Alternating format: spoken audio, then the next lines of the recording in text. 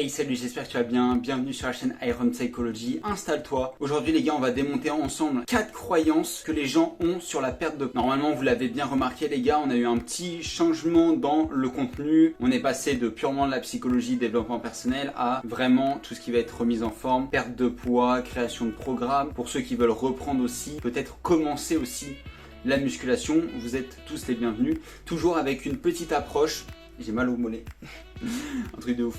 Toujours avec une petite approche développement personnel, petite approche psychologique, et c'est ça qui va faire un petit peu la différence sur cette chaîne YouTube. Et si vous venez d'Instagram ou TikTok, c'est ce qui va faire la différence aussi sur ces réseaux sociaux. Avant de commencer la vidéo, n'oubliez surtout pas de vous abonner et d'activer la cloche pour ne louper aucune vidéo, comme ça vous êtes prévenu de la vidéo quand elle sort, même si vous savez qu'elle sort tous les jours à 19 h les gars, il n'y a pas de problème, mais faites-le quand même. Alors déjà, il n'y a pas que 4 croyances que les gens ont sur la remise en forme, la perte de poids, la prise de muscle, etc. etc.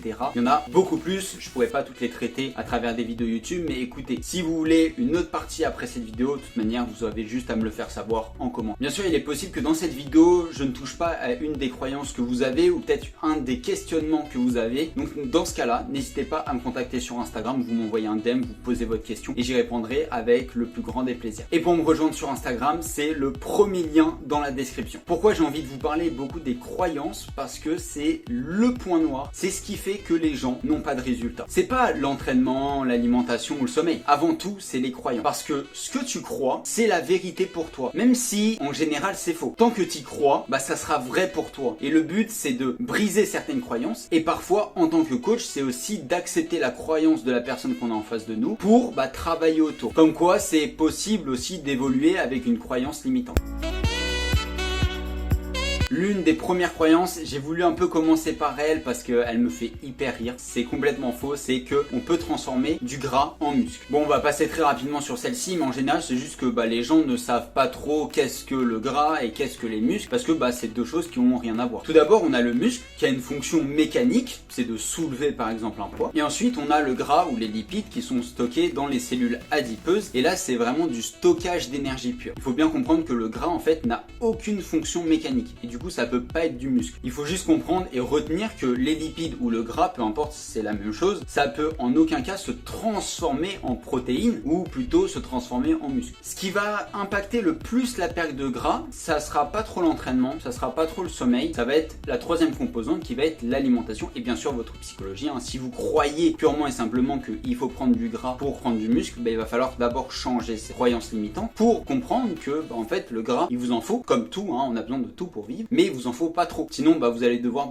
beaucoup dépenser d'énergie pour l'éliminer. Parce que dans un premier temps, quand vous entraînez, qu'est-ce qui se passe? Vous dépensez de l'énergie. L'énergie, elle est sous plein de formes dans votre corps, principalement sous forme de glucides, de lipides et même de protéines. Même vos protéines peuvent vous fournir de l'énergie, mais vous y arriverez jamais parce que vous n'êtes pas en Afrique en train de mourir de faim. Donc vous avez cette chance. Mais en grande majorité, quand vous faites du sport, vous allez principalement éliminer des glucides. Lorsque vous allez vous entraîner, vous allez provoquer une dépense énergétique, tout simplement. Cette dépense énergétique, elle peut provenir de plusieurs choses. Elle peut venir principalement en premier, elle va venir de tous vos glucides. Il y a plusieurs stockages dans votre corps, on va pas aborder ça en détail, c'est pas le but, il faut juste comprendre que vous avez du glucose un peu partout dans votre corps. Il y en a dans le muscle, il y en a dans votre sang, etc., etc. Il y a aussi de l'énergie qui est stockée dans les lipides. Ça s'appelle des triglycérines. Ces triglycérines, vous pouvez les utiliser, vous allez les utiliser pour utiliser de l'énergie. Ces triglycérines, vous allez les utiliser pour avoir de l'énergie. Donc si vous mangez énormément de lipides, vous allez stocker beaucoup de lipides dans vos adipocytes. Une stratégie qui est très simple pour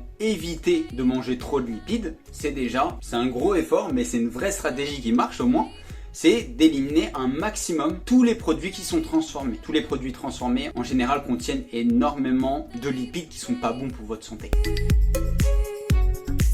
Deuxième croyance que beaucoup de personnes ont sur comment perdre du poids, beaucoup de personnes pensent qu'il faut faire du cardio absolument pour perdre du poids. Alors c'est mieux d'en faire parce que ça va entraîner une plus grosse dépense énergétique et donc ce que je vous avais expliqué, les fameuses triglycérines qui sont de l'énergie des lipides, vous allez les utiliser et donc perdre des lipides, perdre de la graisse. Après ça va dépendre de qu'est-ce que tu appelles du cardio et qu'est-ce que tu fais vraiment pour du cardio. Parce qu'en général pour les gens, pour la majorité des gens, donc je sais pas si c'est ton cas, mais ils pensent que le cardio c'est d'aller 1 heure courir dehors et se donner à fond pendant 1 heure. Alors ça, tu peux le faire si ton objectif c'est d'être meilleur en course à pied et que tu kiffes aller courir et que ton but c'est de faire un 10 km. Ce qui est important dans le cardio, c'est que ça soit intense par rapport à vous. En général, une bonne séance de cardio, ça dure 10-15 minutes avec une très forte intensité par rapport à vous. Ça s'appelle l'intensité relative. Pour revenir un peu dans mon domaine qui est plutôt la psychologie du sport, si vous avez une mauvaise psychologie, si vous voyez ça d'un mauvais œil, le cardio, ça veut dire que vous allez pas bien le faire, vous allez pas bien vous donner, et donc soit vous changez un petit peu vos croyances et vous vous dites ok, là c'est vraiment un bon truc pour moi, je me donne pendant 10 minutes et après c'est fini, soit vous êtes persuadé que voilà, j'aime pas, j'ai pas envie, et donc dans ce cas-là, n'en faites pas, parce que si vous croyez que c'est pas bon et vous aimez pas ça, vous allez mal le faire et peut-être risquer de vous blesser ou des choses comme ça, donc ne le faites pas.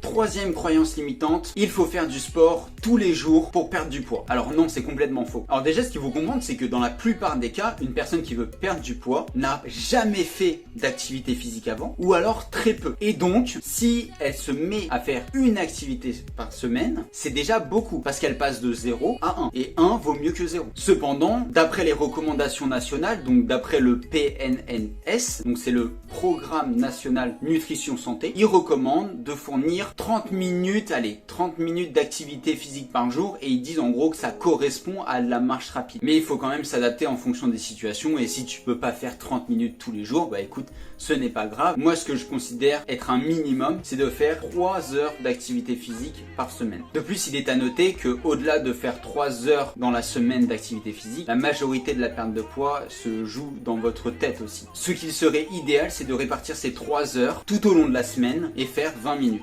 20 minutes d'activité tous les jours, ça serait l'idéal. Et si vous voulez faire du cardio intensif pour vous la donner, tant mieux. Si vous aimez pas ça, encore une fois, ne faites pas ça.